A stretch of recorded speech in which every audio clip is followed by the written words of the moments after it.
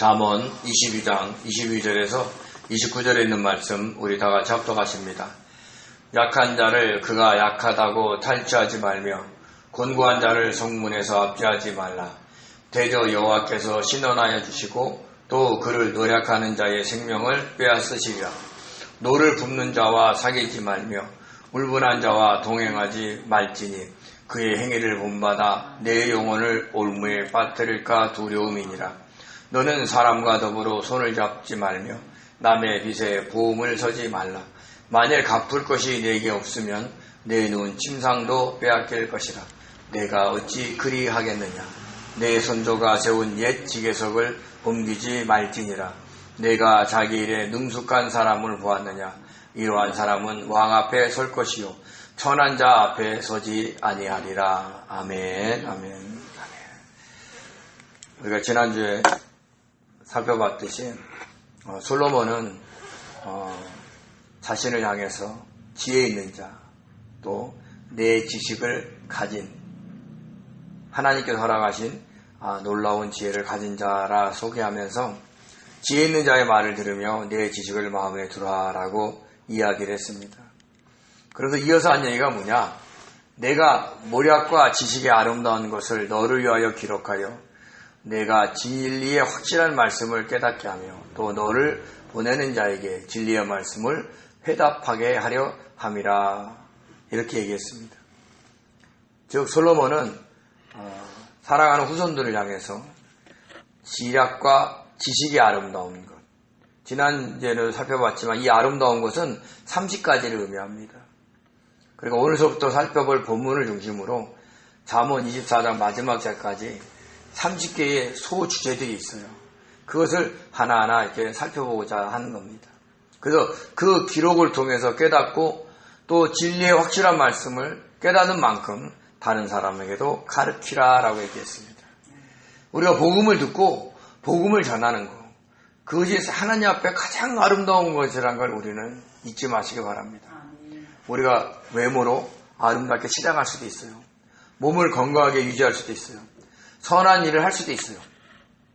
그러나 하나님께서 가장 아름답게 보는 것은 하나님의 말씀을 듣고 순종하면서 그 말씀을 전하며 사는 겁니다. 그래야 하나님이 택하신 많은 백성들이 구원을 받을 수 있기 때문에 하나님이 기뻐하신다는 걸 잊지 마시기 바랍니다. 그 소주제의 첫 번째 주제가 이겁니다. 잠언 22장 22에서 23절인데요.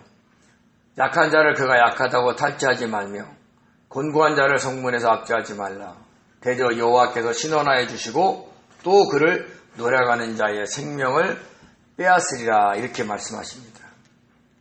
여기서 약한 자를 탈취하다, 그거 완전히 약탈해 가는 걸 얘기하는 겁니다.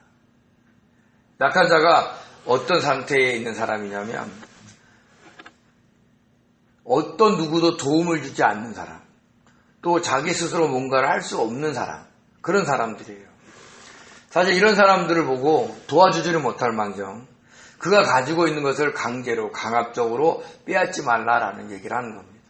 근데 왜 솔로몬이 모략과 지식의 아름다운 것 중에 가장 첫 번째 주제를 이걸 잡았을까요? 왜 약한 자, 곤고하고 가난한 자를 빼앗지도 압제하지도 말라. 사람들 속성이 그렇다는 거예요. 자기가 뭔가 좀만 힘이 있으면 없는 사람을 자기 마음대로 부리려고 하고 억압하려고 하는 마음이 있어요. 너 내 말 안 들어?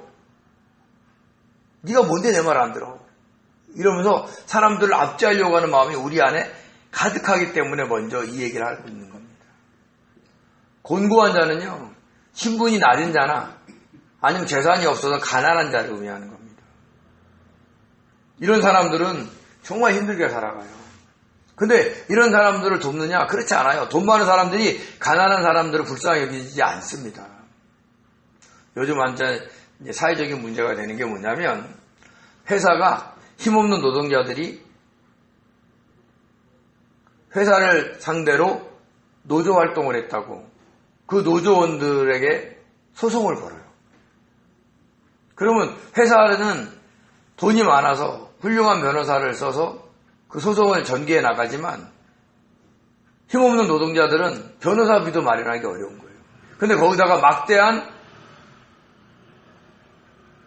그 자기네들이 추징금을 선정해 놓으면 감당해낼 수가 없는 거예요. 그래서 어떤 회사는 노동자 한 사람한테 뭐 몇십억, 몇백억. 그러니까 그들이 그 사람이 갚을 수 있어서가 하는 게 아니라 노조 활동을 하지 말라고 본때를 보여주는 거예요. 그런 것처럼 힘 있는 사람은 힘 없는 사람을 완전히 깔아뭉개려고 그럽니다. 오늘 본문에서는요, 곤고한 자를 성문에서 압제하지 말라라고 얘기를 했어요.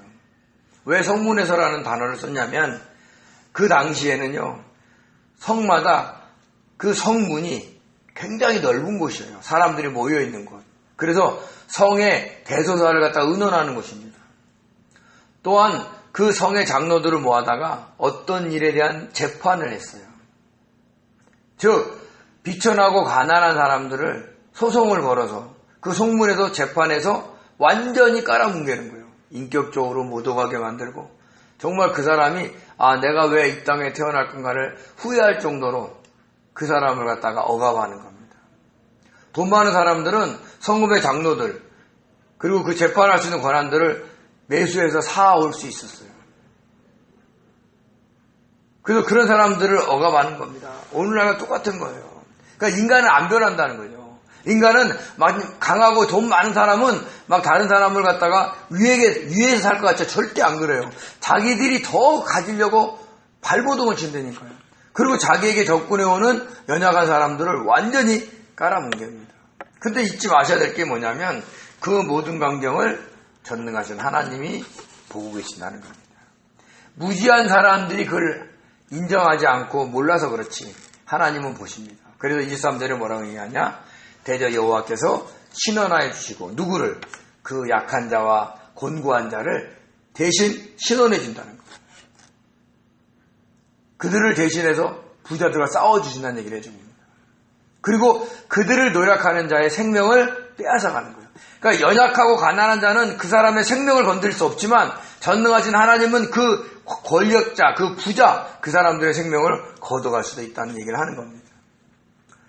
우리가 잘 몰라서 그렇지 이 말씀은 오늘날도 이루어지고 있습니다.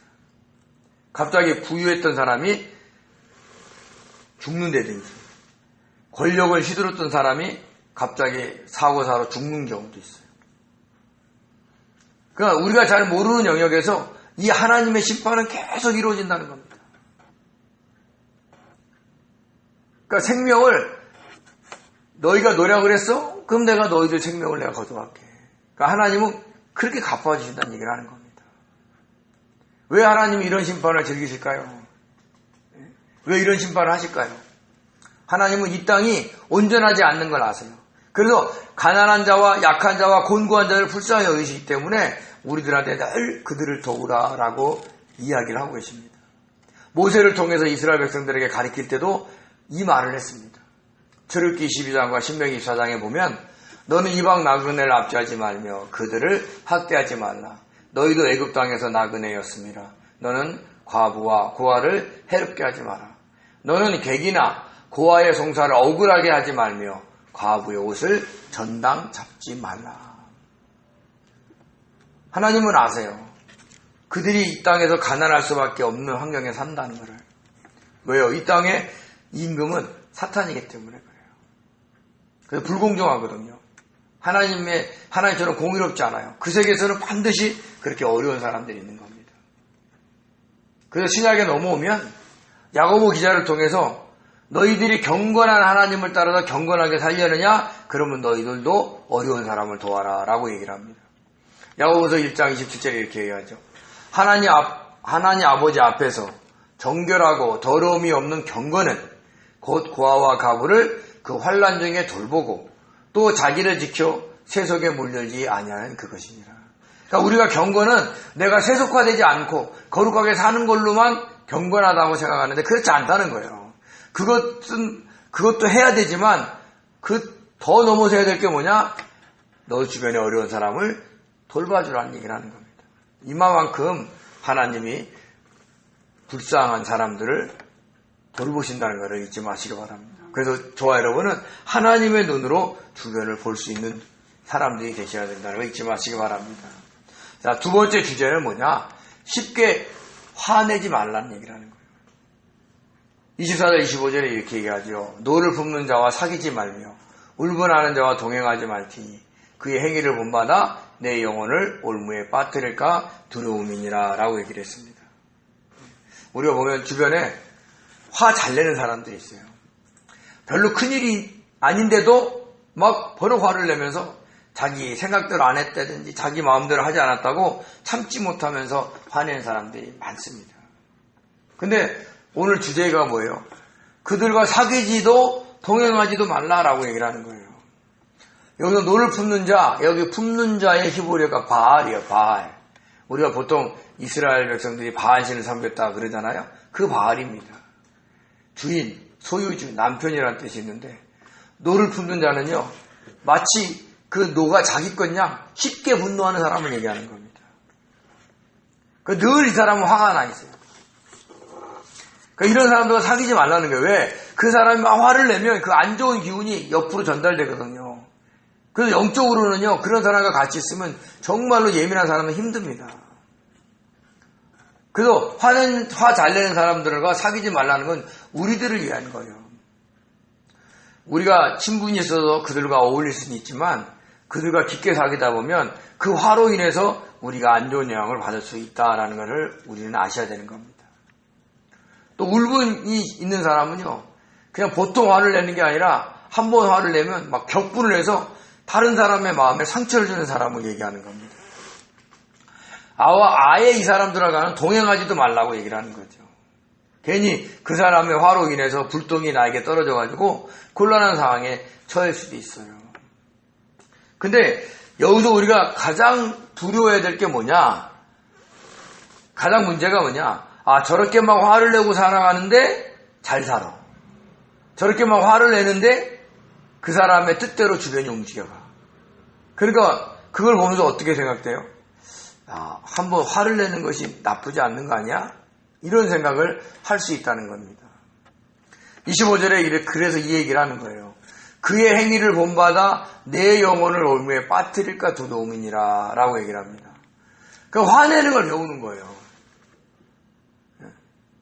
막 저렇게 화를 내니까 주변에서 쩔쩔매고 사람들이 막 일사불란하게 움직여서 막 일들이 잘 되니까 저렇게 화를 내야 되는구나. 내가 화를 내지 않으니까 사람들이 나를 우습게 보는구나. 이러면서 일부러라도 화를 내려고 한다는 거죠. 근데 우리가 알아야 될 게 뭐냐면 하나님 앞에서는 분수 이상의 화를 내는 것은 죄예요. 그리고 분수 이상의 화를 내면요 반드시 사탄의 올무에 넘어지게 되어 있습니다. 그래서 우리가 화를 주체하지 못할 때 운전을 한다? 그럼 교통사고를 내요. 더 심한 사람은요 다른 사람을 죽이기도 합니다. 그러니까 화를 내서 우리가 어떤 것을 이룰지는 몰라도 그것이 어느 선을 넘어버리면 사탄이 우리를 넘어뜨리게 하는 그 함정에 빠질 수 있다는 걸 우리는 아셔야 돼요. 물론 우리가 사람이니까 화를 낼 수 있죠. 근데 그 화를 오래 간직하거나 분수 이상에 너무 세게 낸다든지 이러지 말라는 얘기를 하는 겁니다. 우리가 아셔야 될 것 중에 하나가 뭐냐면 우리가 화를 낸다는 것 자체가 하나님이 나에게 허락하신 환경을 거부하는, 즉 하나님 앞에 대항하는 교만일 수 있다는 걸 아셔야 돼요. 왜 저 사람 내 말 안 듣는 이 사람을 왜 나한테 붙여줬지? 왜 나한테 저 사람 말한 사람이 있지? 그래도 막 부글부글 한다는 거예요. 근데 그 사람을 나에게 붙여주고 그런 환경을 허락하신 하나님의 뜻이 있는 걸 살펴봐야 되는데 그 마음이 안 드니까 화부터 내는 겁니다. 그러다 보면 오히려 하나님의 진노를 받을 수 있어요. 그래서 저와 여러분이 내가 막 화를 안 내니까 다른 사람이 나를 무시하는 것 같아. 그래서 괜찮아요. 그리고 오히려 아버지 내가 무시당하고 내가 어려움 당한 거 감사합니다. 나의 겉사람이 후패되고 속사람을 새롭게 하신 하나님의 은혜입니다. 이렇게 받으셔야 돼요. 근데 이제 늙어가면 갈수록 그게 쉽지 않아요. 젊은 사람들이 늙은 사람 말 안 들으면 괜히 화가 나요. 너 내 말 안 들어? 네가 알면 얼마나 알아? 이럴 수 있다는 거죠. 근데 화내는 것 자체가 하나님을 기뻐하지 않는다는 것을 잊지 마십시오. 그래서 오늘 본문에 그러잖아요. 그냥 화를 쉽게 내는 사람들하고 어울리지도 말고 동행하지도 말라는 거예요. 또 저와 여러분이 화를 잘 내가지고 주변에 사람이 없어지면 절대로 안 됩니다. 그것을 잊지 마시기 바랍니다. 세 번째 주제는 뭐냐? 한마디로 말해서 보증 서지 말라는 거예요. 26절에서 27절에 이렇게 얘기합니다. 너는 사람과 더불어 손을 잡지 말며 남의 빚에 보증을 서지 마라. 만일 갚을 것이 내게 없으면 내 누운 침상도 빼앗길 것이라. 내가 어찌 그리하겠느냐. 예전에는요, 솔로몬 당시에는 사람과 이렇게 무슨 일로 해서 악수를 하잖아요. 그럼 그걸 어떤 뜻으로 왔냐면 내가 너에게 보증서 줄게. 내가 너를 보장해 줄게. 이렇게 얘기를 합니다. 그래서 잠언 17장 18절에 이렇게 얘기를 하죠. 지혜 없는 자는 남의 손을 잡고 그의 이웃 앞에서 보증이 되느니라. 그러니까 슬기롭지 않는 사람이 괜히 자기의 겉멋 들어서 자기를 자랑하기 위해서 다른 사람의 보증을 턱턱 쓴다는 거예요. 그러다가는 큰일 생기는 거죠. 사실 우리가 보증을 쓰다 보면 그 사람이 돈을 못 갚으면 우리가 갚아야 될 때가 있습니다. 돈이 속이지 사람이 속이지는 않습니다. 그 사람은 막 갚으려고 하는데 그 사람이 몸이 아프다든지 아니면 회사를 그만두게 된다든지 어려움에 처할 수 있어요. 왜? 인간은 연약하거든요. 지금은 모든 것을 다 할 것 같고 그래서 건강하고 모든 것을 소유하고 있는 것처럼 보여도 인간은 어떻게 될지 모릅니다. 갑자기 죽을 수도 있어요. 제가 아는 어떤 분은 사업을 하셨는데 갑자기 뇌졸중이 오니까 환자예요, 환자. 사장님이 아니에요. 환자가 되시더라고요. 그리고는 주변에 깔아놓은 돈을 못 받아요. 왜요? 거래가 안 되니까. 그런 사람들한테 만약에 보증을 서줬다. 그럼 그 사람이 일부러 돈을 안 갚으려는 게 아니에요. 못 갚는 거죠. 그런 경우가 있다는 거예요. 그러니까 함부로 보증을 서지 말라고 얘기를 합니다. 그래서 잠언에서 보면 이 보증 서지 말라는 말이 많아요. 특별히 잠언 6장 1절에서 2절을 보면 뭐라고 하냐면 내 아들아 내가 만일 이웃을 위하여 담보하며 타인을 위하여 보증하였으면 내 입의 말로 내가 얽혔으며 내 입의 말로 인하여 잡히게 되었느니라 라고 얘기하면서 그 후에 뭐라고 그러냐? 너는 빨리 가서 그에게 막 공손하게 빌려서 그걸 바꿔놓으라고 해요.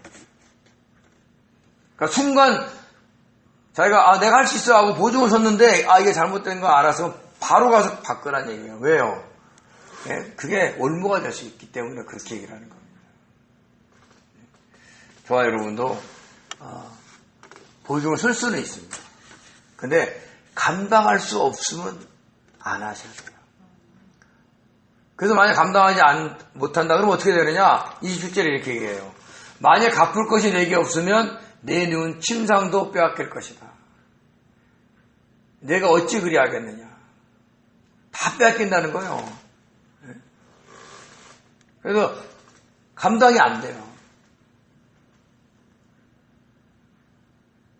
그 당시에는요. 내 누운 침상에 빼앗긴다는 걸 어떻게 표현했냐면 겉옷을 취하는 걸 얘기를 했어요. 팔레스타인 사람들은요. 겉옷이 낮에는 더위를 피하고 밤에는 추위를 피하는 거예요. 그래서 노상에 잘 때 겉옷이 이불이에요. 근데 그것을 전당 잡혀서 돈을 빌리는 사람도 있다는 거죠. 마치 누운 침상을 빼앗기는 거랑 마찬가지죠.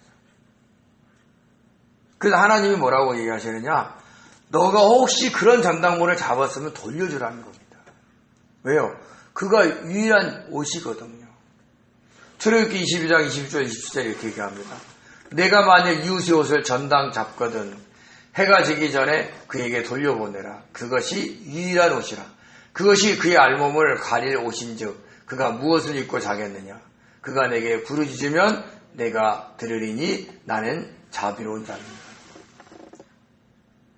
전당한 옷을 안 주잖아요. 그럼 그 사람이 원망할 거 아니에요. 물론 자기가 돈을 빌렸겠지. 그래도 해도 해도 너무해. 다 가져가는구나. 그 원망하면 누가 들어요? 하나님이 들으신다니까요. 하나님이 들으시면 어떻게 되느냐? 합당치 않고 의롭지 않으면 하나님은 그 진노의 잔이 차면 반드시 징계하십니다. 그러니까 겉옷 하나 잡아가지고 하나님의 매를 맞을 수 있다는 거예요. 그래서 그 채무자가 그냥 억울해하고 괴로워하고 힘들어하는 모든 기운이 그 채권자에게 다 갈 수 있다는 거예요. 그러니까 영적으로 엄청난 손해가 나는 겁니다. 근데 반대로 그것을 돌려줬어요. 그러면 어떻게 돼요? 이 사람이 너무 좋아가지고 그 돌려준 사람을 위해서 축복합니다. 그때도 하나님이 들으시고 복노해 주시는 거예요. 왜요? 하나님은 그 사람이 어찌됐든지 간에 가난하고 연약한 사람을 돌보시거든요. 그래서 저와 여러분이 남의 보증도 쓰지 않아야 되지만 혹시 다른 사람의 어떤 것을 저당 잡으면 할 수만 있으면 그것을 오래 간직하지 말고 돌려주는 그런 마음을 가지라는 얘기를 하는 겁니다. 그것이 서로 좋은 거예요. 네 번째 주제가 뭐냐? 내 선조가 세운 옛 지계석을 옮기지 말라라고 얘기를 합니다. 과거 이스라엘 백성들은 하나님께서 여호수아를 통해서 지파별로 땅을 나눠줬어요. 그리고 그것에 그 경계석이 있습니다. 그걸 지계석이라고 그래요. 또 그런 지파별로 지계가 있는 것도 아니고 각 가정마다 허락하신 집터가 있어요. 그런데 우리가 사람이 살다 보면 별일 다 생기잖아요. 그래서 돈이 없어지면 그 땅을 잡혀서 돈을 빌릴 수도 있는 거죠. 그래서 그 지계석이 부자한테 뺏기는 거예요. 그리고 옛 지계석을 옮기지 말라 얘기는 부자가 아니면 권력자가 가난한 자권을 취하지 말라는 얘기를 하는 거예요. 지금 계속 무슨 말을 해요? 약한 자를 압제하지 말고 공고한 자에게 약탈하지 말라 이런 얘기를 계속 하는 거잖아요. 그래서 이스라엘에는 희년제도가 있어요. 50년이 되면 땅을 옛날로 싹 돌려버려요. 옛날 여호수아를 통해서 하나님이 나눴던 그 땅으로 다시 환원이 되는 거죠. 그래서 이스라엘은요, 땅값을 어떻게 계산하느냐, 그 되돌리는 희년이 몇 년 남았느냐에 따라서 가격이 달라져요. 많이 남았으면 비싸게 쳐주고, 적게 남았으면 짧게 쳐줘요. 왜요? 좀만 있으면 더 되돌려줘야 되거든요. 오늘 우리나라가 힘든 게 뭐예요? 부동산 문제잖아요. 네? 돈 많은 사람들은 막 몇 채가 있어가지고 계속 지금 부동산을 가격을 올리잖아요. 가격이 너무 올라가니까 주운 사람은 아예 이제 거들떠 보지도 않아. 나하고는 상관없는 일이구나. 나는 평생 월세나 내고 전세나 살다가 죽어야 되는구나. 이렇게 마음을 닫아버린다니까요. 그러니까 돈 많은 사람들이 돈 없는 사람을 약탈하고 있는 거예요. 하나님의 입장에서 보면. 그러니까 그러지 말라고 이야기를 하는 겁니다. 오히려 이스라엘 백성들에게는 희년제도처럼 우리가 되돌려줄 수 있으면 되돌려줄지도 아셔야 되는데 우리나라는 그런 제도가 없잖아요. 그러니까 지금 막 부동산 잡으려고 정부에서 엄청 노력하고 있는데 유일하게 돈 벌 수 있는 방법. 좋은 데만 잡으면 1년에 막 몇 억씩 올라가니까 무슨 일을 해서 몇 억씩 벌겠어요. 그러니까 돈 있는 사람들이 그를 없는 사람 나눠주느냐? 절대 안 그래요. 집이 많은 사람은 더 가지려고요. 더 투자하려고요. 그래서 정부에서 갭 투자를 막으려고 대출을 한도를 정해놓고 막고 있는 겁니다. 그러면 이제 돈 많은 사람들이 뭐라 그러냐? 젊은 사람들의 집 살 수 있는 길을 걷어찼다. 그러니까 올라갈 수 있는 사다리를 걷어찼다 이렇게 얘기해요. 근데 지금 젊은 사람들이 어떻게 벌어서 몇십억 되는 아파트를 살 수 있겠어요? 그러니까 돈 있는 사람들이 자기들 돈 못 굴리니까 하는 소리예요. 뻔히 아는데 그걸 여론 조성해서 부동산 정책을 반박하기도 하는 겁니다. 그게 다 오늘 본문처럼 약한 자를 약탈하는 거예요. 그러니까 신앙적인 관점에서 이것을 아는 사람이 그런 행동을 하지 않게 되는 거예요. 29절에는 이렇게 얘기합니다. 내가 자기 일에 능숙한 사람을 보았느냐. 이러한 사람은 왕 앞에 설 것이요 전한 자 앞에 서지 아니하리라. 다섯 번째 주제가 뭐냐? 맡겨진 일에 최선을 다해라는 거예요. 그 맡겨진 일에 능숙할 수 있을 정도의 수준으로 올려놓으라는 거예요. 근데 그렇지 않는 사람들이 많아요. 오히려 자기가 하는 일이 마음에 안 들면 막 불평불만하라고 정신이 없어. 그 일에 대해서 정말 숙련자가 되고 다른 사람이 따라오실 정도의 능숙한 자가 되면 이 사람은 왕 같은 사람이 쓴다는 거예요. 근데 그렇지 않고 불평하고 실력도 없고 성실하지도 않고 게으르면 어떻게 돼요? 천한 자 앞에 쓴다는 얘기를 하는 거예요. 그러니까 자기의 가치를 자기가 만들어가는 거예요. 능숙하다. 그러니까 여기서 준비된 이라는 뜻이 있어요. 그러니까 누구든지 그 일에 대해서 내가 당신한테 물어볼게 해도 대답하고 일을 척척 해낼 수 있는 사람이 되면 누구에게나 쓰임 받는다는 거예요. 우리가 믿는 사람들이 막 기도가 최고다 그래가지고 기도를 많이 하는데 열심히 안 살아. 그러면 안 돼요. 기도도 하고 열심히도 살아야 돼요. 그래서 자기가 맡겨진 일은 정말 거기서 저 사람 정말 저 최고 잘해. 이 정도의 수준까지 올리라는 거예요. 비록 자기가 맡겨진 일이 마음에 안 들어도 불평불만하지 말고 감사하면서 주님 내가 이 일을 잘할 수 있게 해달라고 기도하셔야 된다는 거죠. 그러니까 오늘 본문은 뭐냐? 너에게 주어진 일에 감사하면서 최선을 다하라는 거예요. 특별히 성도는요, 게으르면 안 됩니다. 막 기도만 하면 뭔가 이루어질 것처럼 막 허황된 꿈을 꾸면 안 돼요. 우리가 막 기도도 하고 열심히도 살고 자기가 주어진 일에 막 능숙한 숙련자가 되고 막 이런 걸 해야 된다는 거죠. 그래야 하나님이 오셔요. 만약에 그러지 않는데 막 톡톡 아무거나 생겨봐요. 그럼 누가 일하겠어요? 이 세상이 어떻게 돌아가겠어요? 안 된다니까요. 하나님은 공의로우신 분이에요.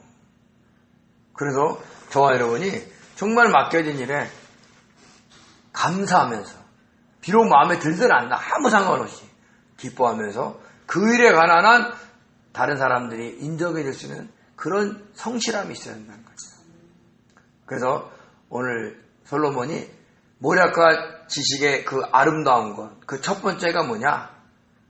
너가 돈이 있고 권력이 있고 힘이 있다 할지라도 약하고 가난한 자를 압제하지 말라는 거예요. 하나님이 아주 싫어한다는 거예요. 그러면서 보증 서지 말고 그리고 자기에게 맡겨진 일에는 감사하고 기뻐하면서 최선을 다해서 노력하라고 말씀하시는 겁니다. 이것이 솔로몬이 우리들에게 알려주고 있는 그 지혜 있는 자의 말이라는 것을 잊지 마시고 저와 여러분이 정말 내가 알게 모르게 나보다 약한 사람, 나보다 조금 수준이 좀 떨어지는 사람한테 함부로 대하지 않나 잘 살펴보면서 내가 그들을 그렇게 대하면 하나님이 그들 편에서 나와 싸우신다는 것을 두려워할 줄 알고 모든 사람을 정말 잘 섬기는 그런 복된 성도 되시기를 예수님의 이름으로 축원드립니다. 기도하겠습니다. 은혜로우신 하나님, 주님께서 저희들과 함께 계심에 감사드립니다.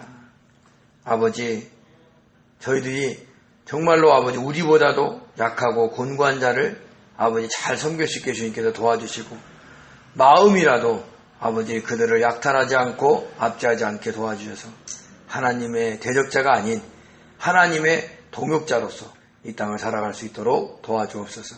감사하며 예수님의 이름으로 기도드립니다. 아멘. 아멘.